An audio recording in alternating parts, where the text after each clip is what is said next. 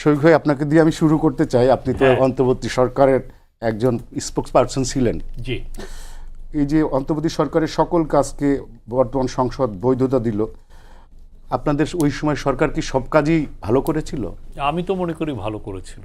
আমি মনে করেছি যে তাদের উপরে যে গুরু দায়িত্ব পড়েছিল তারা they did a splendid job, এবং এটা খুবই একটা কঠিন সময়ে তারা দায়িত্ব নিয়েছিলেন এবং দায়িত্বের যেগুলো পার্ট ছিল সেই পার্টগুলো ওনারা করেছেন। ওনারা সংস্কার করেছেন, এটা খুবই ইম্পর্টেন্ট একটা পার্ট ছিল।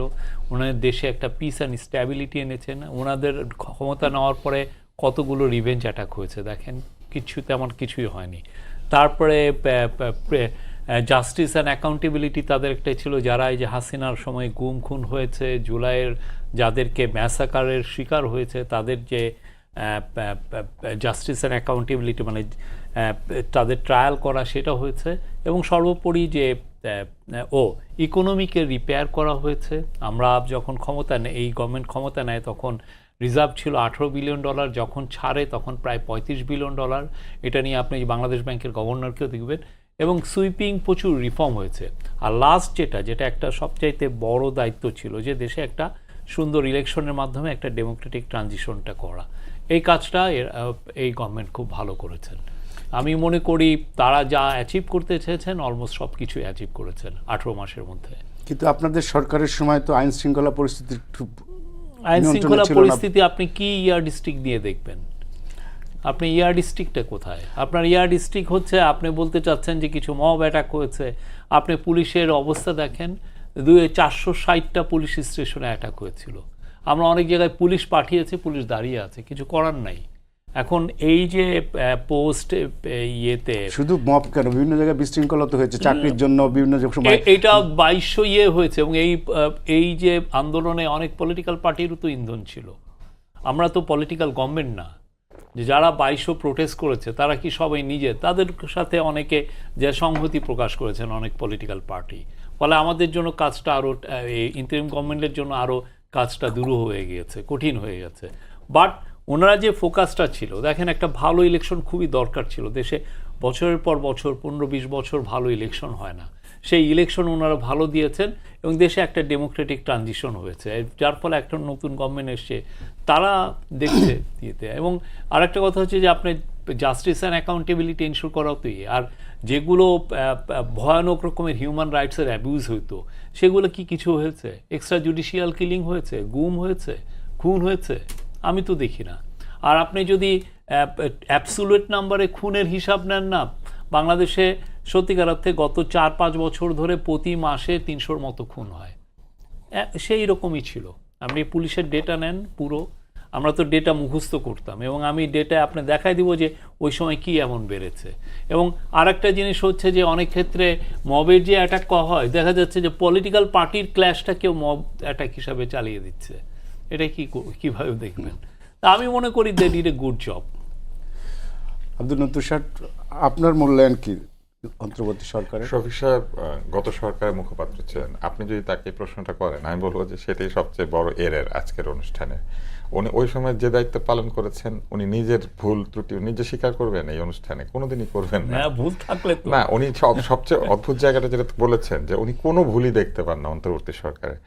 আল্লাহ তাআলা ছাড়া পৃথিবীতে নির্ভুল আর কেউ থাকতে পারলে উনি একটু আগে ডক্টর ইউনূসকে সেটা বানিয়ে দিয়েছেন, যে উনি কোনো 550 দিনে কোনো অলমোস্ট বলেন নাই, কিন্তু এখন অলমোস্ট বলছেন। আপনি রিমাইন্ড করে দেখতে পারেন। হ্যাঁ, তো যে কোনো রিসার্চার যদি রিসার্চ করে তাহলে 1% থেকে 5% মার্জিন অফ এরর থাকে, মানে ভুল থাকে, ভুল ডেটা আসে, ভুল তথ্য আসে, নিজে ভুল করে, অঙ্কের ভুল হয়, রিসার্চের কোশ্চেনের মধ্যে অনেক সময় ভুল থাকে, মানে একটা এরর থাকে। হ্যাঁ, কিন্তু একেবারে এররলেস। এই যে উনিটা বলেছেন না, এই দাবিটাই হচ্ছে আমি মনে করি যে ওনাদের প্রথম এরর। একটা অরাজনৈতিক সরকার কোনো ভুল করে নাই, আর রাজনৈতিক সরকার সব ভুল করেছে, এটা হচ্ছে ওনাদের প্রথম প্রোপাগান্ডা। তারপরে উনি যেটা বলেছেন যে 460টা থানায় অ্যাটাক হয়েছে, 460টা থানায় অ্যাটাক হয়েছে সেজন্য ওরা পুলিশকে ব্যবহার করতে পারেনি। 460টা থানায় অ্যাটাক করলো কে? কারা করেছিল? তো তার মানে কি এই পুরা জুলাই আন্দোলন দায়ী এই আইন শৃঙ্খলা পরিস্থিতির অবনতির জন্য? কেউ যদি এই প্রশ্নটা করতে পারে কিন্তু, কারণ উনি বলেছেন 460টা থানায় অ্যাটাক হয়েছিল, পুলিশ পাঠালে পুলিশ ঠিক মতো কাজ করতে পারতো না। ওনারা পুলিশের মনোবল উচ্চতায় নিয়ে যাওয়ার জন্য কি করেছিলেন, স্বরাষ্ট্র উপদেষ্টাকে 1 মাসের মধ্যে সরিয়ে আরেকজন স্বরাষ্ট্র উপদেষ্টাকে দিয়েছিলেন, যিনি প্রশ্ন করলে উত্তর দিতেন আজকে আলুর দাম এত, পটলের দাম এত, এটার দাম এত। উনি নিজে এখন একটা পত্রিকা চালান, আগেও তিনি বৃহৎ সাংবাদিকতা করেছেন। উনি অত্যন্ত আমি বলবো যে অভিজ্ঞ সাংবাদিক। সাংবাদিকরা প্রেস কনফারেন্সে কৃষি মন্ত্রণালয়ে গেলে ওই ব্যক্তি যদি একই সঙ্গে স্বরাষ্ট্র মন্ত্রণালয়ের দায়িত্ব থাকে, তাকে স্বরাষ্ট্র নিয়ে কোনো প্রশ্ন করতে পারবে না, এইটা সাংবাদিকতার নীতিমালার মধ্যে আছে। কিন্তু জাহাঙ্গীর সাহেব উত্তর দিতেন আমি এখন কৃষি মন্ত্রণালয়ে আছি, আমি এখন স্বরাষ্ট্র নিয়ে কোনো উত্তর দিব না। আর উনি রাত 3টার সময় স্বরাষ্ট্র মন্ত্রণালয়ের হয়ে উনি সাংবাদিকদেরকে ডেকে প্রেস কনফারেন্স করতেন। আপনার কি মনে হয় যে এটা ভুল না? নাজমুল হাসান কলিমুল্লাহ রাতে 3টার সময় রিটায়ারমেন্টের আগের দিন ক্লাস নিয়েছিল, সেটা যদি ভুল হয়ে থাকে তাহলে স্বরাষ্ট্র উপদেষ্টা রাতে 3টার সময় কি বলে প্রেস কনফারেন্স ডাকে, এটা কোনো ভুল না। স্বরাষ্ট্র উপদেষ্টা দাঁড়িয়ে আছে, উনি স্বরাষ্ট্র উপদেষ্টা খুব ভালো জব করেছেন। উনি দারুণ মবের অ্যাটাক হয়েছে, ওইটা ছিল প্রেসার গ্রুপ। উনি অত্যন্ত আইন শৃঙ্খলা খুব ভালো রক্ষা করেছেন। এক্সট্রা জুডিশিয়াল কিলিং মানে কি শুধু সরকার এক্সট্রা জুডিশিয়াল কিলিং করে? রাস্তার উপরে মবের হাতে লোক নিহত হওয়া এটা এক্সট্রা জুডিশিয়াল কিলিং না? ওইটাকে নাম দেওয়া হয়েছিল mob justice. How come mob can do justice? একমাত্র আমেরিকাতে যখন ওই যে ওয়াইল্ড ওয়েস্টের সময় ছিল, তখন 3জন লোক একসাথে হয়ে যদি ঠিক করতো যে আপনি ঘোড়া চুরি করেছেন, 3জন লোক আপনাকে ফাঁসি দিতে পারতো। সেই আইন বাংলাদেশে চালু হয়ে গিয়েছিল যে 3টা লোক যদি আপনাকে মনে করে আপনি দোষর, রাস্তার উপর আপনাকে পিটাতে পারে, দাড়ি ধরে টানতে পারে, চুল ধরে পিটাতে পারে, বয়স্ক লোককে গলায় জুতার মালা ঝুলাই দিতে পারে, এইগুলা এটা এক্সাজারেশন। এইবার আসেন, এটা যদি এক্সাজারেশন হয়, উনি বলেছেন 2200 আন্দোলন হয়েছে, 550 দিনের একটু বেশি দিন ক্ষমতায় ছিলেন, 2200 আন্দোলন হলে প্রত্যেকদিন 4টা আন্দোলন করতে হয়। এটা বাংলাদেশ ক্রিকেট টিমের মতো। আজকে 2জন 4 করেছে, 1জন 5 করেছে, 2জন 6 করেছে, আর 4জন শূন্য মেরেছে। ওদেরকে যদি জিজ্ঞেস করেন কে ভালো খেলেছে, ওরা বললো আমরা সবাই সমান খেলেছি, আমরা সবাই একই রকম খেলেছি, আমরা সমতা বিধান করেছি, আমরা শান্তি এনেছি, এবং আমাদের মধ্যে এমন সমতা, এমন চমৎকার একটা পরিবেশ এনেছি যে আমরা কেউ কারো চেয়ে বড় না, আমরা বৈষম্য দূর করেছি। কিন্তু আসলে কিন্তু 2জন 6, 1জন 5, 2জন 4, 2জন 2, 4জন 0। এখন ওনাদের উপদেষ্টাদের হিসাব করতে গেলে দেখবেন যে এরকম শূন্য ফলাফল করা প্রচুর উপদেষ্টা আছেন। আমরা একটার পর একটা বলতে পারি, সেটা না বলি। কিন্তু যে 2200 আন্দোলনের এটা এক্সাজারেশন। 2200 আন্দোলন হলে আমি মনে করি যে 2200 আন্দোলন কে করেছে তাদের প্রত্যেকের নাম সহ একটা এরকম বই বের করা উচিত, যে এই 2200টা আন্দোলন হয়েছে প্রতিদিন দিনে। পুলিশের হিসাব, আন্দোলন তো হয়েছে, কোন পুলিশের হিসাব করেছে? যে পুলিশ কাজ করতে পারে নাই বলে উনি বলেছেন, পুলিশের হিসাব। উনি একটু আগে বলেছেন যে পুলিশ কাজ করতে পারে নাই। না, আমি বলেছি পুলিশের কনফিডেন্স লো ছিল, বিকজ 460টা পুলিশের কনফিডেন্স লো ছিল, এবং এই 460টা থানা তো আমাদের সময় হয়। এবার আসেন, এটা কখন হয়েছে? আন্দোলনের মধ্যে হয়েছে? তাহলে না, এটা 5 তারিখ থেকে 8 তারিখের মধ্যে হয়েছে। 5 তারিখ থেকে 8 তারিখের মধ্যে দেশে আওয়ামী লীগ সরকার ছিল না, যেই যে আমরা তো ছিলাম না ওই সময়, আসলে কেউ ছিল না সরকারে। আর এবার আসেন, হ্যাঁ কেউ ছিল না, খুব ভালো কথা। এইবার আসেন, এই যে 460টা আন্দোলনে 460টা অ্যাটাক হওয়ার কারণে মনোবল নিম্ন পুলিশ, সেই পুলিশের 2200 হিসাবটাকে ওনারা আবার নিচ্ছেন, যে মনোবলহীন একটা পুলিশ হিসাব করেছে 2200 আন্দোলন হয়েছে। কোথায় 2200 আন্দোলনের হিসাব? এটা দেন আপনি। 2200 আন্দোলন হয় নাই, বরং যেটা হয়েছে 4-5টা আন্দোলনকে 2200 হিসাবে প্রচার করে দিয়ে বলা হয়েছে আমাদের বিরুদ্ধে 2200 আন্দোলন। 2200 আন্দোলন হইলে আমরা ঢাকা শহরে দেখতাম না, আমরা ঢাকা শহরে আপনি শুধু ঢাকা শহর ধরছেন কেন? ও ঢাকার বাইরেও হয়েছে, সব জায়গায় হয়েছে। হ্যাঁ, মানে 2200 আন্দোলন হলো, 50টা আন্দোলন তো ঢাকায় হওয়ার কথা ছিল, 50টা হয়েছে ঢাকা। ওই সময় প্রায় আন্দোলন হতো ঢাকা শহরে অধিকাংশ 7-8টা জায়গায় একদিন 7-8টা জায়গায় দিবে না কিন্তু আমাকে। 2200 আন্দোলন যে বলেছেন না, ঢাকা শহরে কি আন্দোলন হয়েছে? কিছুদিন পর এনসিপি আমি তুমি আমি হিসাবে গিয়ে প্রধান উপদেষ্টার বাড়ি ঘেরাও করতো। তারপর প্রধান উপদেষ্টার বাড়িতে ঢুকে পড়ে একটু পরে বেরো এসে বলতো প্রধান উপদেষ্টা পদত্যাগ করতে চেয়েছে। ওনারা আন্দোলন করে আর উপরে দিয়ে ঠান্ডা পানি ছিটায়। আমরা জীবনে এরকম আন্দোলন অনেক, আনসারের একটা আন্দোলন, আনসারকে আনসার লীগ বলা হয়েছিল, এটা নিয়ে অনেক মারামারি গন্ডগোল হয়েছিল। কিন্তু আপনি আমাকে বলেন, আপনি নিজে মনে করে বলতে পারেন ঢাকা শহরে 50টা আন্দোলন দেখেছেন? বাংলাদেশে যদি কোনো আন্দোলন হয়, ঢাকার বাইরে 2150টা আন্দোলন হয়েছে, আর ঢাকায় 50টা আন্দোলন হয়েছে, আপনি বলতে পারবেন? আপনি তো সাংবাদিক, হিসাব দেন। পুলিশকে জিজ্ঞেস করেন না, কোন পুলিশ? আবার দেখেন, যে পুলিশের মনোবল নাই, ওরা থানায় বসে পুলিশের মনোবল নাই, ওরা 2200 আন্দোলনের হিসাব করেছে। ওরা তার মানে কাজ করতে চায় নাই বলে 2200 আন্দোলনের হিসাব দিয়েছে। আর 2200 আন্দোলন হলে সেই 2200 আন্দোলন নিশ্চয়ই পুলিশই ঠেকিয়েছে, তাহলে আমার পুলিশ কাজ করতে পারলো না কখন? এবার আসেন পুলিশের হিসাব দেই। পুলিশকে আমি নিজে দেখেছি নিউ মার্কেট থানায় 4 কফি খাওয়ানোর জন্য একজন সাব ইন্সপেক্টরকে দায়িত্ব দেওয়া হয়েছিল, নিজের পয়সা দিয়ে 4 কফি কিনে খাওয়াচ্ছিল। আপনি পুলিশকে বলবেন 4 কফি কিনে খাওয়াতে, পুলিশের পোশাক বদল করে সিকিউরিটি গার্ডের পোশাক দিয়ে দেবেন, আর তাদের মনোবল উচ্চ হয়ে যাবে? আর সেটা ভুল না। আমি একটু রায়হানের কাছে আসছি। সালাউদ্দিন রায়হান, এই যে আজকে জুলাই জাদুঘর নিয়ে নাহিদ ইসলাম একটা আরেকটা অভিযোগ প্রশ্ন খেলে করলেন। আমি আপনাকে করে ওনার কাছে যাই। 460টা থানায় অ্যাটাক হয়েছে, উনি বলেছেন ওনাদের সরকারের সময় হয় নাই, তাহলে এই 460টা থানার অ্যাটাককে ওনারা ইন্ডেমনিটি দিলেন কেন? পুলিশ হত্যার বিচার করলেন না কেন? এটা তো ওনাদের সরকারের সময় হয় নাই, হাসিনা সরকারের সময় হয় নাই, তাহলে কে বা কারা তো এটা করেছে? এই 460টা থানা যে অ্যাটাক হয়েছে ওনারা সেটা বিচার করলেন না কেন? পুলিশের মনোবল তাহলে উচ্চ হইতো না?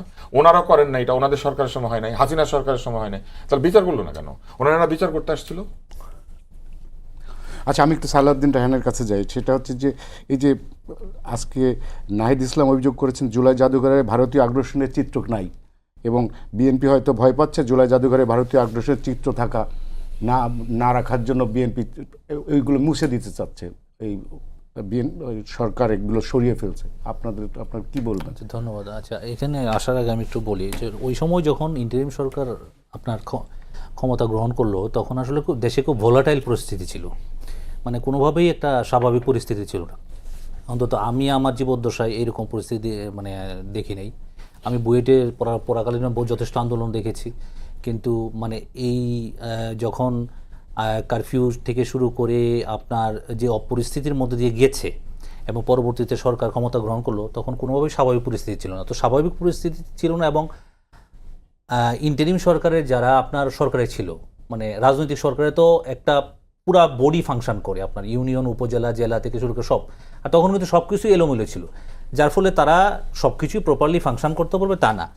এখানে শরীফ ভাই বলেন যে সংস্কার করেছেন, এইখানেই সবচেয়ে বড় বিপত্তিটা ছিল কি, সংস্কারের ওনারা যেই আইডিয়াগুলো নিয়ে আসছিলেন ঐকমত্য কমিশনের মাধ্যমে, তখন এটার সাথে হয়তো উনি সরাসরি জড়িত ছিল না, জড়িত ছিলেন আলিয়া সাহেব, আরও অন্যান্য আমাদের যারা বিজ্ঞজনরা জড়িত ছিলেন, বেশ কিছু জিনিস ইম্পোজ করার চেষ্টা করেছেন। এটাই হচ্ছে সবচেয়ে ভুল পয়েন্ট আমি মনে করি ইন্টারিম সরকারের। একটা ইন্টারিম সরকার, হ্যাঁ, ওনারা একটা ইলেকশন হোল্ড করেছেন, যেটা সবচেয়ে আপনার প্রশংসা পাওয়ার যোগ্য, কারণ ইলেকশনটা জরুরি ছিল। কিন্তু সংস্কারে যে ইম্পোজ করা জিনিসটা, যার ফলে দেখেন এখনও কিন্তু এই জিনিসটা কিন্তু সলিউশন হচ্ছে না। আপনি আজকে সংবিধান সংশোধন কমিটি করা হয়েছে, 12 জন নাম দেওয়া হয়েছে, 5 জন বিরোধী দল থেকে আসতেছে না, তার মানে কি এইভাবেই হয়তো আপনার সংবিধানটা সংশোধন হয়ে যাবে, কিন্তু এটা কি আলটিমেটলি পরবর্তীতে এটা নিয়ে আবার একটা ঝামেলা লাগবে না? লাগবে। আমি হয়তো করতে পারবো আমার ইয়ের থেকে, বা আমি জুলাই সনদকে ভিত্তি করে, যেটা পাবলিক ডকুমেন্ট, যেটা সাইন ডকুমেন্ট অল পার্টিস, যেটা আপনার এনসিপিও পরে সই করেছিল, সেইটাকে আমি লিগেল একটা ডকুমেন্ট ধরে আমি জুলাই করে ফেললাম। কিন্তু তখনকার সময় যখন এই জিনিসগুলো ইম্পোজ করা হচ্ছিল, তখন কিন্তু সালাউদ্দিন সাহেব একটা কথা বলেছিল, দেখেন আপনাদের সাথে সব জিনিসে যদি আমার একমত হইতে হয়, তাহলে আর এখানে বসার প্রয়োজনটা কি? তাহলে আপনারা একটা বানায় দিয়ে দেন, যেটা পরে গণভোটের ক্ষেত্রে ওরা করলো। ওরা কিন্তু এই যে আপনি দেখবেন যে ওরা বলতে ঐকমত্য কমিশন করলো, এখানে একটা বিরাট বড় ভুল ছিল। প্রশ্নগুলোও কিন্তু আপনার কিন্তু ওদের সাথে কনসালটেশন করে না করে নিজেরা নিজেরা কনসাল্ট করে প্রশ্ন তৈরি করছে। আর আপনার প্রশ্নে আসি, জুলাই গণ অভ্যুত্থান জাদুঘর, দেখেন প্রথমে জামায়াত এবং বিশেষ করে এনসিপিও বলা শুরু করলো যে জুলাই গণ অভ্যুত্থান জাদুঘর বিএনপি উদ্বোধন করবে না, বিএনপির উদ্বোধন করার কোনো ইন্টেনশন নাই। আপনি শুনেছেন তো না? সেইটা নিয়ে দেখেন ঠিকই কিন্তু 5ই আপনার আগস্ট, এই 36 জুলাই আপনার জুলাই গণ অভ্যুত্থান জাদুঘর উদ্বোধন করলো, এবং আপনি এই জুলাই গণ অভ্যুত্থান জাদুঘরের সিংহভাগ কাজ কিন্তু তৎকালীন সংস্কৃতি উপদেষ্টা করেছেন। আপনি 90%-এর উপরে ধরতে পারেন। এই সরকার আসছে 5 মাস, করলো 5% থেকে 6% কাজ। তাহলে আপনি এই পুরা দায় তার উপর কীভাবে দেন আপনি, যে আপনার অমুক ছবি নাই, তমুক ছবি না? আমি নিজে ওই দিন প্রোগ্রামে ছিলাম, আমি নিজে তো দেখেছি। আপনার যেই 1 দফা নিয়ে সমস্যার কথা বলা হচ্ছে, সেই 1 দফা তো আপনার নাহিদ ইসলামের ছবি দিয়ে 1 দফা লেখাই আছে ওই জায়গায়, দেখলাম। তাই না? তাদের তো অনেক ধরনের এই ধরনের দাবি, তারাই এগুলা ঘোষণা করছে এই সেই। তারপরে আপনার এই জায়গাটার মধ্যে এখানে যেটা বলা হচ্ছে যে ফেলানি হত্যার, তাই না, ফেলানি হত্যার যে আপনার ইটা ইন্ট্রোডিউস করেন, তো ফেলানি হত্যার সবচেয়ে বড় প্রতিবাদ তো আপনার বেগম খালেদা জিয়া করেছে ওনার সময়কাই, উনি যখন ততদিন জীবিত ছিলেন, সবচেয়ে বড় প্রতিবাদ করেছে। আওয়ামী লীগ এই ঘটনা ঘটেছে এবং অ্যাজ অফ নাও আপনার যদি বাংলাদেশের ইতিহাসে, ভাই তো অনেক পুরাতন, ওনার অনেক বয়স্ক, আপনার যত ধরনের বোল্ড স্টেটমেন্ট যদি আপনি দেখেন, গত পরশুদিন যে ফরেন মিনিস্ট্রি যে স্টেটমেন্টটা দিয়েছে, দিস মানে সবচেয়ে বেশি বোল্ড। ইভেন ইন্টারিম সরকারও এই আপনার স্টেটমেন্ট দিতে পারে নাই। এত বোল্ড স্টেটমেন্ট ভারতকে দেওয়া হয়েছে যে আমরা কতটুকু আমাদের সার্বভৌমত্ব এবং আমাদের নিজস্ব দাবি আদায়ে আমরা কতটুকু সোচ্চার, এবং শেখ হাসিনার এই যে অবৈধ কর্মকাণ্ড এবং তাদেরকে যে লিগ্যালাইজ করার একটা চেষ্টা ভারতের, এইগুলো তো আসলে একটা লেম এক্সকিউজ দেখায় তারা। যে আপনাকে একটা ছোট্ট উদাহরণ দেই, আওয়ামী লীগের আমলে প্রফেসর ইউনূসের একটা আছে, অনুষ্ঠান আছে, সোশ্যাল বিজনেস ডে, চিনমৈত্রী সম্মেলন কেন্দ্রে। এটা তো প্রাইভেট অনুষ্ঠান হওয়ার কথা, কিন্তু আওয়ামী লীগ সেটা বন্ধ করে দিল। পরে বন্ধ করে দেওয়ার পর বিদেশি ডেলিগেটরা সবাই চলে আসলো। এখন উনি করবে কি, রাতারাতি জনস্বাস্থ্য কেন্দ্রে, আপনার গণস্বাস্থ্য কেন্দ্রে সাভারে ওনাকে সেই প্রোগ্রাম করতে হয়েছিল। এটা প্রাইভেট অনুষ্ঠান ছিল, তাই না? তার সরকার বন্ধ করতে পারে।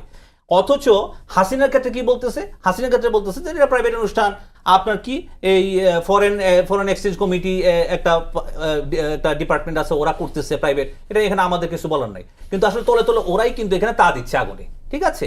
সুতরাং বিএনপির আপনার ভারতের ব্যাপারে বিএনপির স্ট্যান্ড সবচেয়ে বোল্ড, এটা বরাবরই, এটা শহীদ রাষ্ট্রপতি জিয়া রহমানের সময় থেকে বিএনপি তাদের ভারতের বিরুদ্ধে আমাদের যে সার্বভৌমত্বের যে ফাইটটা, এটা বিএনপি করছে সবসময়, এটা আওয়ামী লীগ কখনো করতে পারে নাই। আওয়ামী লীগ তো সবসময় নত জনপররাষ্ট্রনীতি ছিল। বিএনপিকে আপনি বলতে পারবেন যে তার পররাষ্ট্রনীতি সবসময় বন্ধুত্বময় এবং আপনার তাদের যে ন্যায্যতার ভিত্তিতে ছিল। শফিক ভাই, এই যে একটা চুক্তি হয়েছিল মার্কিনদের সাথে আপনাদের ক্ষমতার শেষ দিকে, এবং সেই চুক্তিকে আনু মোহাম্মদ ভাই, এখানে আমি একটু আপনার কাছে আসবো, আমি একটা সেকেন্ড বলে দিই। এই যে দেখেন মার্কিন যুক্তরাষ্ট্রের ব্যাপারে কত কথা বললো না এনসিপি, আবার দেখেন এই যে নিজেদের কোলে নিয়ে কিন্তু আপনার মিটিংও করলো। তো এই দ্বৈততা কেন বলেন? এই চুক্তিকে অনেকে বলছে দাসের চেয়েও খারাপ চুক্তি। দাস চুক্তি এটা আনু মোহাম্মদরা তো বলবেনই। আনু মোহাম্মদরা আওয়ামী লীগের বি টিমের লোক, এরা ওনারা বলবেন না? আর বাংলাদেশের বামদের হিস্ট্রি অনেক পুরনো এবং অনেক ক্ষেত্রেই তারা জাস্ট স্টেটের বিরুদ্ধে দাঁড়িয়ে গেছেন। জামাতও বলছিল, কিন্তু এখন জামাত কি বললো না, আমরা মনে করি এটা খুবই বাংলাদেশের ফিউচারের জন্য, বাংলাদেশের ট্রেডের গ্রোথের জন্য, বাংলাদেশের প্রসপ্যারিটির জন্য ইটস এ ভেরি গুড চুক্তি। এবং এটা শুধু হঠাৎ করে আগে 3 দিন আগে করা হয়েছে এমন না। এটা নিয়ে নেগোসিয়েশন শুরু হয়েছে আপনার এপ্রিলের থেকে, এবং এই নেগোসিয়েশনের কালমিনেশনটা আপনারা দেখেছেন 6 ফেব্রুয়ারি বা 9 ফেব্রুয়ারি। এবং এইটার ক্ষেত্রে আপনার এখানে একটা এক্সিট ক্লজ আছে। এই এক্সিট ক্লজে আপনার যদি মনে হয় যে না, এই গভর্নমেন্ট যদি মনে করে যে না সে এখান থেকে বের হয়ে যাবে, তার ওই 2 মাসের মধ্যে এটা বেরিয়ে যাওয়ার বিধান ছিল, আপনি ইজিলি পারতেন। এখন আমাদের ওইখানে যে নেগোসিয়েশনটা হয়েছে, সে নেগোসিয়েশন, এবং আমরা ইউএসের সাথে খুব ভালো পার্টনারশিপ করতে চাই, ভালো ট্রেডের রিলেশনশিপ করতে চাই। আর যেই কেনাকাটা বলেন, আপনি অন্যান্য দেশে দেখেন না, ইয়েরা কিনছে $350 বিলিয়ন, সাউথ কোরিয়ার মতো দেশ, ইন্ডিয়া কিনছে $500 বিলিয়ন মতো। আমরা সেই জায়গায় যা করেছি এটা পুরো দেশের ফিউচারকে সামনে রেখে, এবং আমি মনে করি এটা খুবই ভালো একটা ইয়ে। আর আনু মোহাম্মদ বা এরা কেউ তো ট্রেড এক্সপার্ট না, ইন্টারন্যাশনাল ট্রেড এক্সপার্ট না। উনি যে কাজগুলো করেন সেটার সাথে এটার কোনো তেমন একটা ইয়ে নাই। একটা বড় একটা ইন্টারন্যাশনাল ট্রেড এক্সপার্ট এনে আপনি সেমিনার করিয়ে বলেন যে আমাদের এখানে ভুল আছে কিনা। কিন্তু আপনারা এই যে আপনারা তো একটা ইন্টারিম গভর্নমেন্ট ছিল, আপনারা এত বড় একটা নীতিগত সিদ্ধান্ত নিলেন। অবশ্যই ইন্টারিম গভর্নমেন্টে তো সব ম্যান্ডেট ছিল। রাজনৈতিক দলগুলোর সাথে যেই চুক্তি যেই ইয়েতে এসছে, ইন্টারিম গভর্নমেন্ট তো কেয়ারটেকার গভর্নমেন্ট না, এটা they are doing everything like any other government. কিন্তু রাজনৈতিক দলগুলোর তোর সাথে তো আপনারা কথা বলতে পারতেন। আপনি কি চাইতেন যে না আমি এটা না করে বসে থাকি, তাহলে আমার যেটা অটোমেটিকলি 37% হোক? 37% হওয়া মানে হচ্ছে কি, আপনার তো থাকে, আমার পুরো এক্সপোর্ট ইউএস মার্কেটে ওয়াইপ আউট হয়ে যায়। আমার এক্সপোর্টাররা তখন 3 দিনে এটা বসে যাবে, দেশে লাখ লাখ লোকের চাকরি হারাবে। আপনি তাহলে কি, আমি এইটা আমার এখানে একটা ক্রাইসিস হয়েছে, আমি এটা ক্রাইসিস ম্যানেজ করবে না ইন্টারিম গভর্নমেন্ট? আর ইন্টারিম গভর্নমেন্টের ম্যান্ডেটের কোথাও কি লেখা আছে যে না আপনি এটা করতে পারবেন না, ওইটা করতে পারবেন? তার ম্যান্ডেট সবই ছিল। আসলে শফিক সাহেব আমার আত্মীয় হয়, তো মুশকিলটা কোথায়? মুশকিলটা হচ্ছে যে একসময় উনি বিতর্ক করতেন নর্থ সাউথ ইউনিভার্সিটিতে, আমি তখন ডিবেট ফেডারেশনের জেনারেল সেক্রেটারি ছিলাম। হ্যাঁ, তো ভালো লাগে, কিন্তু মুশকিলটা হচ্ছে যে তর্কের একটা জায়গা থাকতে হবে। 3 দিন বাকি ছিল সরকারের, 3 দিনের মধ্যে বাংলাদেশের সব লোক বেকার হয়ে যেত এই চুক্তিটা না করলে। 3 দিন পরে তারেক রহমান এই চুক্তিটা স্বাক্ষর করলে ওনাদের বিরাট অসুবিধা হইতো। সেজন্য এপ্রিল মাসে এই চুক্তি নিয়ে আলোচনা শুরু করে কাউকে কিছু না জানিয়ে, এটার মধ্যে গোপনীয়তা শর্ত রেখে ওনারা মাত্র 3 দিন আগে ওনারা এটা সাইন করেছেন। মানে ওই 3 দিনের মধ্যে ট্যাক্স বসে যাইতো এবং বাংলাদেশের সব লোক বেকার হয়ে যেত। মজার ব্যাপার হচ্ছে 3 দিনের মধ্যে 1 দিন ছিল সরকারি ছুটি। কারণ ইলেকশনের আগে ছুটি দিয়েছে। না, আসেন শেষ করি। ট্রেড এক্সপার্ট দিয়ে এটা করাতে হবে। আমি একটু জানতে চাই এই চুক্তিটা করার সময় কতজন ইন্টারন্যাশনাল ট্রেড এক্সপার্ট অন্তর্বর্তী সরকারের হয়ে আমাদের হয়ে নেগোশিয়েট করেছিল, কতজন? না, আমাদের এখানে বলেন না। বশির ছিলেন, বশির, ছিলেন। আকিজ সাহেব, মানে, বশির সাহেব he is বাংলাদেশের one of the largest exporter। ব্যবসায়ী এন্ড এক্সপোর্টার, ট্রেড এক্সপার্ট না। উনি একটু আগে বলেছিলেন, তারপরে আমি বলি শেষ করি। ওনাদের উপদেষ্টা, যে উপদেষ্টা নিজের নামে প্লেনের লাইসেন্স নেয়, না, যে উপদেষ্টাকে বিমানের এমডি হয়, আপনি investigate করেন যে না। কিনা কনফ্লিক্ট অফ ইন্টারেস্ট বোঝে না, উনি খালি নামটা বলুক না। ইন্টারন্যাশনাল ট্রেড এক্সপার্ট এনে সেমিনার করে এই চুক্তির ভুল ধরে দিতে হবে। ওনাদের এখানে ইন্টারন্যাশনাল ট্রেড এক্সপার্ট কে ছিলেন? আমি রেসপন্ড করি।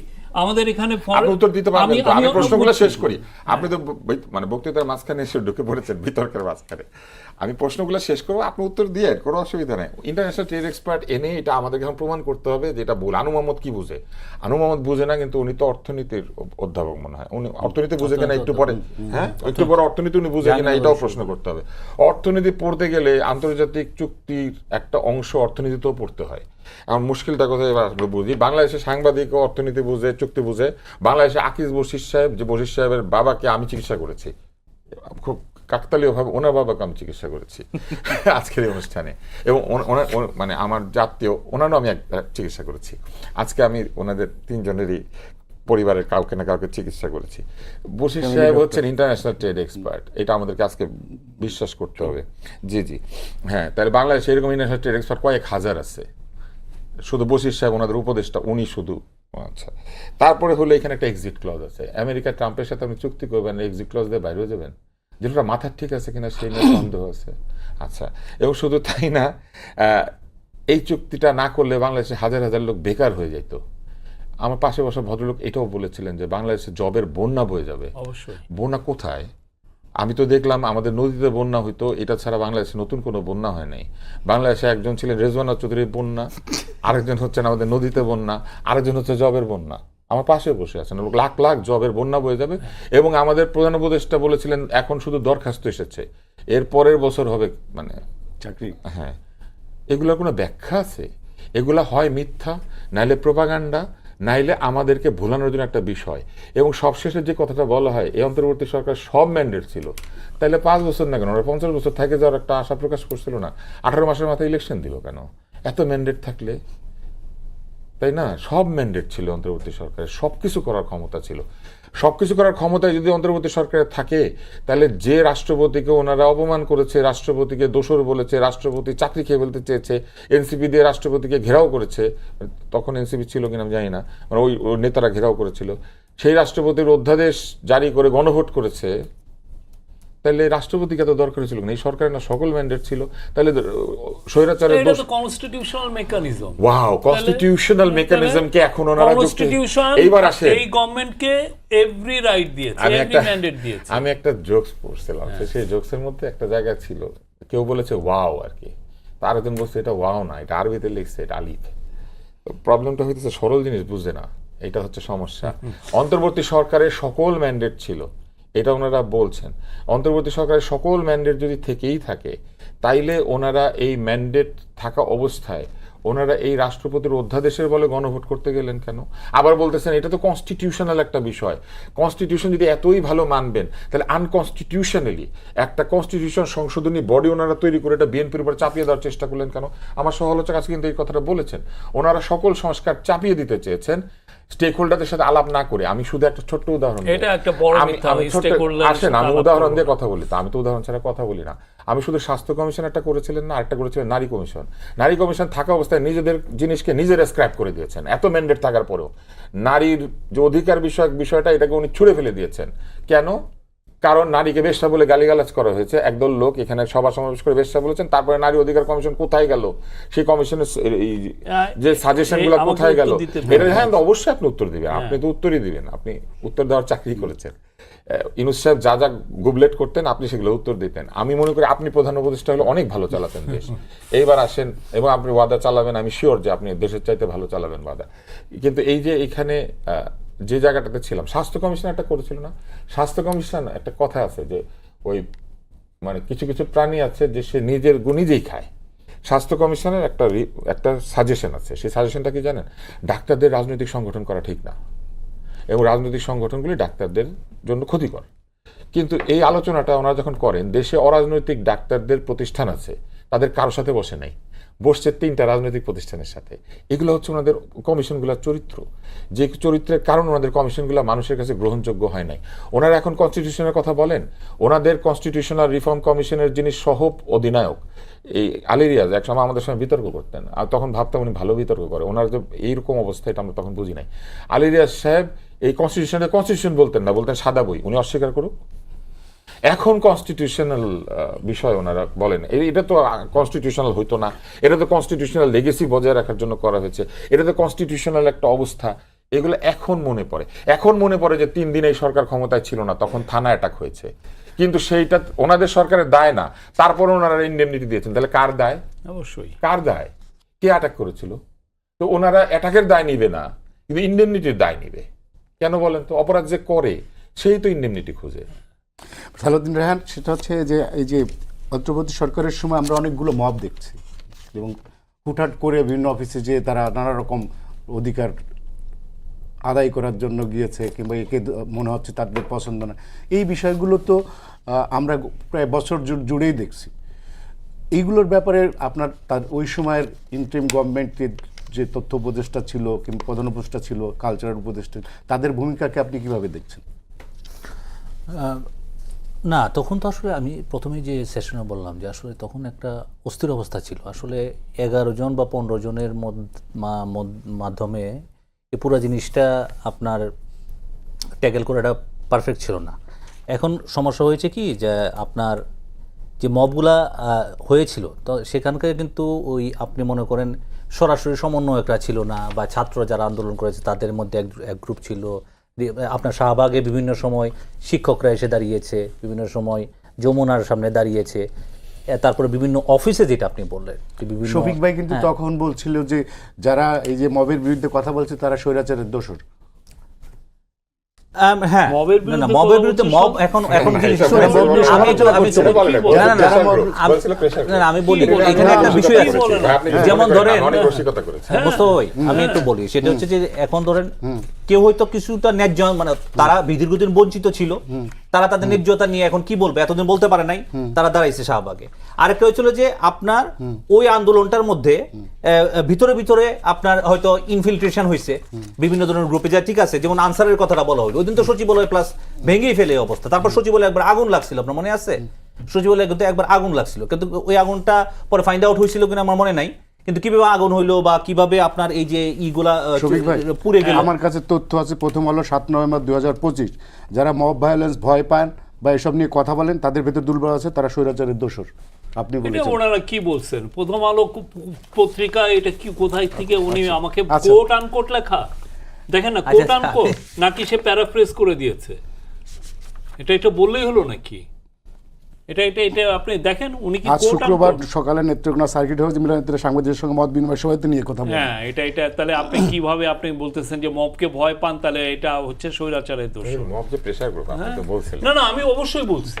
আচ্ছা, শেষ করেন আপনি। শুনেন, এটা আমি বলি, আপনাকে দেব, এটার উত্তর আছে, আমি উত্তরগুলো দিয়ে নেই। না, আমি ওনার কাছে শেষ করে আপনার কাছে আসবো। শেষ করে দিচ্ছি, হচ্ছে যে মব একটা জিনিস, আরেকটা হচ্ছে যে আপনার মব ছিল যে আপনার মানে প্রেশার গ্রুপ আর মব, মানে মব একটা হচ্ছে যে আমার নিজস্ব যেই মানে আমার যে অপ্রাপ্তিটা ছিল, সেই অপ্রাপ্তিটা আমার ন্যায্যতার ভিত্তিতে আমি আদায় করে নেওয়া, যেটা আপনার শিক্ষকরা করছে। আমি তো বললাম, আপনি তখনকার দিনে যে আপনার ডিক্লারেশনগুলো আছে আপনি দেখবেন শিক্ষকরা করেছে, ইভেন নার্সরা করেছে।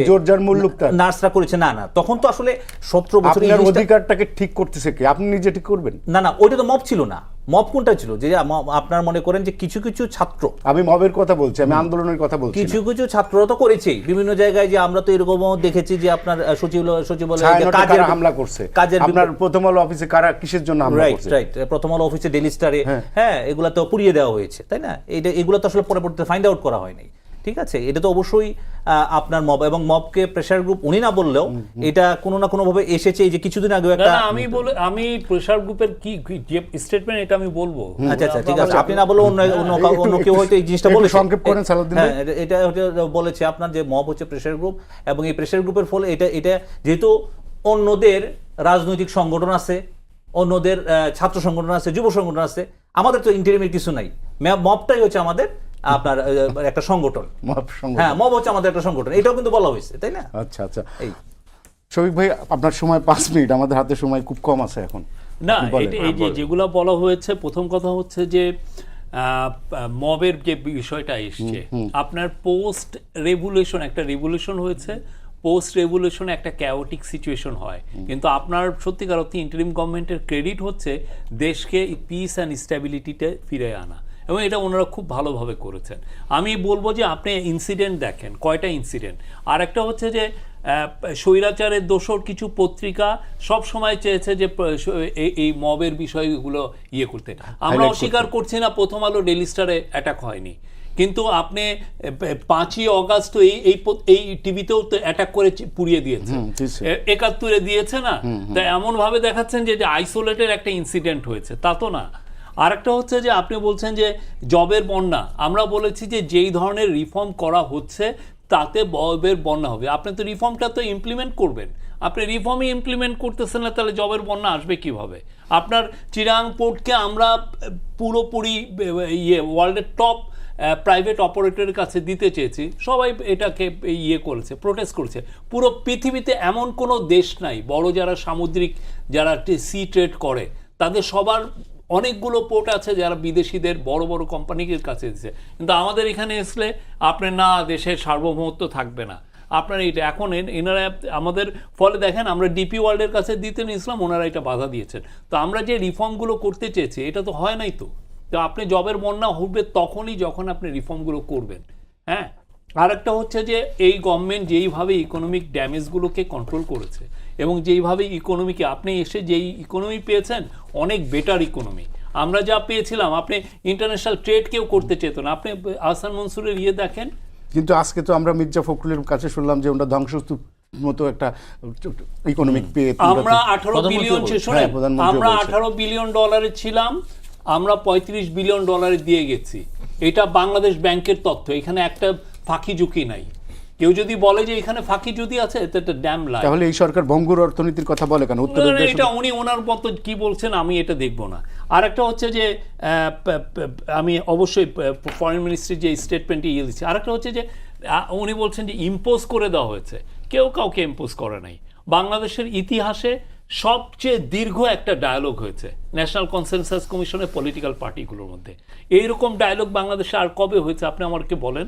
বাংলাদেশ যখন কনস্টিটিউশন ড্রাফট করে কয়টা ডায়ালগ হয়েছে? কিন্তু সেই ডায়ালগের রেজাল্ট আমরা পাচ্ছি না। ডায়ালগের রেজাল্ট আপনি তো সেই অনুযায়ী তো আপনার 133টা আপনার ল হয়েছে 500 দিনে। এখন আপনি যদি সবগুলো ল ইমপ্লিমেন্ট করেন, that's a different thing. And BNP তারা 2/3 মেজরিটি পেয়েছে, তারা তাদের মতো করে তাদের ওই পুরো লগুলোকে সেভাবে ব্যাখ্যা করছে। এই কথাটা বলছিল না সালাউদ্দিন সাহেব, যে যদি সবকিছুই আমার মানতে হয় তাহলে ঐকমত্য কমিশনের কি প্রয়োজন? না না, বাট এটা নিয়ে আমার লেখা আছে, ডায়ালগ তো হয়েছে নাকি? হ্যাঁ, ডায়ালগ হয়েছে তো, অবশ্যই হয়েছে। এর চেয়ে লংগেস্ট ডায়ালগ, ডায়ালগ গুলো সব আপনার টিভিতে 3 ধাপে হয়েছে। হ্যাঁ, তাহলে এটা এখন আপনি যদি বলেন যে সব ইম্পোজ হয়েছে, সব না, আমার হাতে সময় নেই, আপনি 2-3 মিনিটে যদি আমাকে একটু বলেন যে এই যে শেখ হাসিনা ভাষণ দিল, এরপরে সরকার একটা স্টেটমেন্ট দিল, আরেকটা হচ্ছে যে মব বা আজকে আপনার স্বরাষ্ট্রমন্ত্রী বলেছে যে হাসিনাকে যদি তারা না সামলায় তাহলে তাদের সাথে সম্পর্কটা আমাদের স্বাভাবিক রাখাটা কঠিন হবে। মানে আপনার সেটা তো সরকারের অবস্থান, সেই অবস্থান তো আমি মনে করি যে সরকার সেটা বলবে, কারণ সরকার তার যে রাজনীতি, সেই রাজনীতিকেই তো সে প্রতিষ্ঠিত করবে। এইখানে আমি কোনো ভুল ত্রুটি দেখি না। এই একই জায়গাতে যদি একসময় তারেক রহমান যখন বক্তৃতা দিতেন তখন লন্ডনে, তখন আওয়ামী লীগ একই ধরনের কথাবার্তা বলতো, তারাও তার উপরে কোর্ট থেকে নিষেধাজ্ঞা এনেছিল, তাকে আটকেছিল। আমি মনে করি রাজনৈতিকভাবে এই বক্তব্য সঠিক আছে। আপনি জানি কি একটা বলছিলেন মব নিয়ে, ওটা কি বলবেন? শুধু আমি 35 বিলিয়ন ডলারের কাহিনীটা বলি। শেখ হাসিনার সময় একটা নতুন পদ্ধতি চালু করলো বাংলাদেশ ব্যাংক। বাংলাদেশ ব্যাংক তো লুটপাটের সহযোগী ছিল। এখন যেমন ডিজিএফআই এর অনেক কিছু নিয়ে দেখি যে প্রচুর সমালোচনা হচ্ছে। কেউ লিখছে না যে বাংলাদেশ ব্যাংক বাংলাদেশ লুট করার ক্ষেত্রে যথেষ্ট সহায়তা করেছে। সেই সময় বাংলাদেশ ব্যাংকের কর্মকর্তা কয়েকদিন আগে 3 বছরের কারাদণ্ড পেয়েছেন, যেটা খুব হাস্যকর। উনি 1 বছরের মধ্যে খেটেই ফেলেছেন, কারণ উনি আটক ছিলেন। মানে উনি 2 বছর পর বের হয়ে এসে উনি চুরির টাকাগুলি মহোৎসবে উনি করবেন, উপভোগ করবেন। তো যে জায়গাতে ছিলাম, তো তখন তারা একটা হিসাব বাইর করলো, আইএমএফ এর রীতিতে হিসাব রিজার্ভের আর বাংলাদেশ ব্যাংকের হিসাব বাংলাদেশ ব্যাংক যখন হিসাব করতো তখন জনতা ব্যাংক থেকে সালমান রহমান গংকে তারা প্রায় 7 বিলিয়ন বা 9 বিলিয়ন, আমার এক্সাক্ট ফিগারটা মনে 7 বিলিয়ন হবে বা এরকম কিছু একটা, তারা ধার দিয়েছিল একটা ইন্ডাস্ট্রিয়াল ফান্ড তৈরি করে বড় বড় কোম্পানিকে ধার দিবে। হিসাব করার সময় বাংলাদেশ ব্যাংক সবসময় এটা হিসাব করতে এটা আছে, দিয়ে দিয়েছে, কিন্তু এটা রিজার্ভের টাকা এইভাবে ঋণ দেওয়া যায় না, কিন্তু এটা করেছিল। হিসাব করার সময় এটা যোগ করতো এবং যোগ করে বলতো এটা হচ্ছে এত বিলিয়ন, আর ওইটা বাদ দিয়ে বাকিটা হচ্ছে IMF এর হিসাব। উনি যে হিসাবটা দিয়েছেন এটা হচ্ছে হাসিনার সেই হিসাব, ওই 7 বিলিয়ন, ওই 7 বিলিয়ন সহ। আপনি কিভাবে আপনি শোনেন, ওই 7 বিলিয়ন সহ আমি শেষ করি। আপনি কালকে আহসান মনসুরের ইন্টারভিউটা দেখেন না, উনি মিথ্যা কথা বলবেন। আচ্ছা, দুবাইতে ওনার বাড়ি ঘর নিয়ে পরে আমরা আলাপ করতে পারবো। কি বলেন আপনি? হ্যাঁ, কিন্তু এবং আপনি পুরোটা 18 মাস দেখেন পুরোটা 18 একটু মাস আগে মনে বলার সুযোগ দিয়েছিলাম, উনি বলেন না। শেষ করতে দেন। 122 থেকে 23 টাকার মধ্যে শেষ করতে দেন। ওনারা যখন ক্ষমতায় এসেছিলেন তখন টাকা ছিল 116 থেকে 117 টাকা, ওইটা 125 টাকা বা এরকম জায়গায় গিয়েছিল বাইরের মূল্যে। আর ব্যাংক হিসাব করতে, ব্যাংকে ডলার পাওয়া যেত না, ব্যাংকে গেলে $500 বেশি দিত না। পুরো অন্তর্বর্তী সরকারের সময় তাই হচ্ছে। কিন্তু যেটার মধ্যে এটা আবার ভুল বললেন। আরে ভাই, আমি কেমনে অন্তর্বর্তী সরকার এটা আপনি কেমনে বলেন? আমি প্রমাণ দিই, আপনারা বলতে পারবো। আরে ভাই, আমি বিদেশ যাওয়ার সময় টাকা চাইছি। এটা একটা মিথ্যা কথা, not a damn lie. Bangladesh not at পুরো অল। আপনার আমরা সেপ্টেম্বরের মধ্যে উনি $3.5 জোরে বিলিয়ন ডলার পে করা হয়েছে এবং এরপরে শেষ করতে দেন। উনি শেষ করতে দিবে না তো, উনি শেষ করতে দিবে না। ওনারা যা বলে সব সত্য বলে, আমরা যা বলি সব মিথ্যা বলি। এটাই তো গোয়েবলস সাহেব শিখিয়ে গিয়েছিলেন হিটলারকে। আসেন, অন টিভি বলছি, আপনি অন টিভি অনেক কথা বলেছেন ভাই, ওগুলা নিয়ে একটু আগে প্রশ্ন হয়েছে, আপনি সংবাদপত্রে ছাপা বক্তব্যকে অস্বীকার করেছেন। না এটা উনি কিভাবে লেখেন? আসেন না, উনি কিভাবে লেখে, এইজন্য প্রথম আলোতে আগুন ধরায় দিয়েছে, আপনারা কেউ জান নাই তো? উপদেষ্টাদেরকে ফোন করেছে, আপনারা জান নাই তো? পুলিশ যায় নাই না, পুলিশ যায় নাই, ওরা উপদেষ্টারাও যায় নাই, যে উপদেষ্টারা কলাম লিখে তারাও যায় না, গিয়েছিল নুরুল কবির। তো যাই হোক, এবার আসেন, শেষ করতে দেন। এই যে 35 বিলিয়ন কেন হয়েছে জানেন? অন্তর্বর্তী সরকারের সময় বাংলাদেশে মূলধনী আমদানি প্রায় শূন্যে নেমে গিয়েছিল, কোনো ইন্ডাস্ট্রিতে বিনিয়োগ হয় না। কোনো দেশে মূলধনী আমদানি শূন্যতে নেমে গেলে, বিনিয়োগ বন্ধ হয়ে গেলে, ঋণদান বন্ধ হয়ে গেলে, ব্যবসায়ীরা ডলারে এলসি না খুললে এটা বাড়ে। রিজার্ভ বাড়া অর্থনীতির সুস্থতার সূচক না, এটা অর্থনীতি পড়তে হয় না ভাই আমাদেরকে। ওই অর্থনীতির যে ইকোনমিক্সের 101 কোর্স করেছে, প্রথম একটা বিনিয়োগ সম্মেলন করেছিল, 9% এক্সপোর্ট গ্রোথ হয়েছে, পুরো 18 মাসে এফডিআই বেড়েছে। আপনি স্ট্যাটিস্টিক্স জানেন না কম্পেয়ার টু 2024, বিকজ ওই বছরে 3 মাস আন্দোলনের কারণে সবকিছু স্থবির হয়ে গেছিল। ওনাদের সময় বাংলাদেশে একাধিক শিল্প কারখানা আগুন দেওয়া হয়েছে, শিল্পপতিদেরকে জেলখানায় ভরা হয়েছে, সেটা নয় বাদ দিলাম, ওনারা দোষর ছিল। কিন্তু ওনাদের সময়ে ওনাদের প্রধান উপদেষ্টা বাংলাদেশের কোনো বাণিজ্য সংগঠনের সঙ্গে একটা বৈঠক করে নাই। বড় বড় কথা খালি বললে হবে না, এগুলা এটা ডেটা দিয়ে বলছি আমি। এবং শুধু তাই না, ঘুরে ফিরে হুজুরের সাথে এগ্রিমেন্টের বিষয়টা আসে। আমি শেষ করি। এবং এই মূলধনী যন্ত্রপাতি আমদানি না থাকার কারণে, কৃচ্ছতা সাধনের পলিসি নেওয়ার কারণে, বাংলাদেশে বিনিয়োগ এবং বৈদেশিক মুদ্রার বিনিয়োগ বন্ধ হয়ে যাওয়ার কারণে, বাংলাদেশের ব্যবসায়ীদের এলসি কমে যাওয়ার কারণে, আপনি স্ট্যাটিস্টিকগুলো সামনে দেন প্লিজ। আমদানি এলসি এগুলো সুইপিং রিমার্ক করতেছেন, এগুলো স্ট্যাটিস্টিক আপনি প্রমাণ করেন। শেষ করেন। এগুলা প্রমাণ বাংলাদেশ ব্যাংকে আছে, আপনি গিয়ে খোঁজ নিলেই পাবেন। বাংলাদেশ ব্যাংকে যান যে এবার শেষ করি। এই কারণে বাংলাদেশে $35 বিলিয়ন রিজার্ভ হয়েছে। আওয়ামী লীগের আমলে 48 বিলিয়নও পৌঁছেছিল।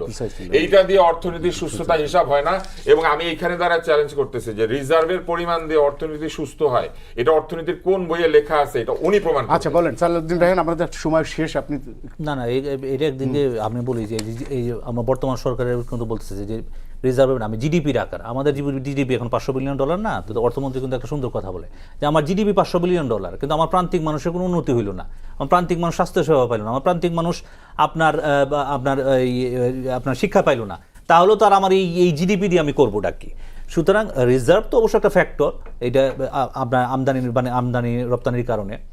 আরেকটা জিনিস হচ্ছে যে উনি বলতেছিল যে না, আমি সালাউদ্দিন সাহেবের ওই কথাটা বললাম যে উনি স্পেসিফিক্যালি একটা বিষয় যখন বারবার ওনাদেরকে প্রেশার করা হচ্ছিল, তখন পুরো সংস্কার প্রক্রিয়া মানবে না কেন? তাহলে তো জুলাই সনদকে তো ওরা অন করতেছে, রাইট? ওরা তো অন করেই তো এই কথাটা বলতেছে। আর ওনাদের কাছে সংস্কার মানে হচ্ছে কি, ওনাদের কাছে না, মানে এই এনসিপি এবং জামায়াতের কাছে সংস্কার মানে হচ্ছে ওই 48টা সাংবিধানিক সংস্কার।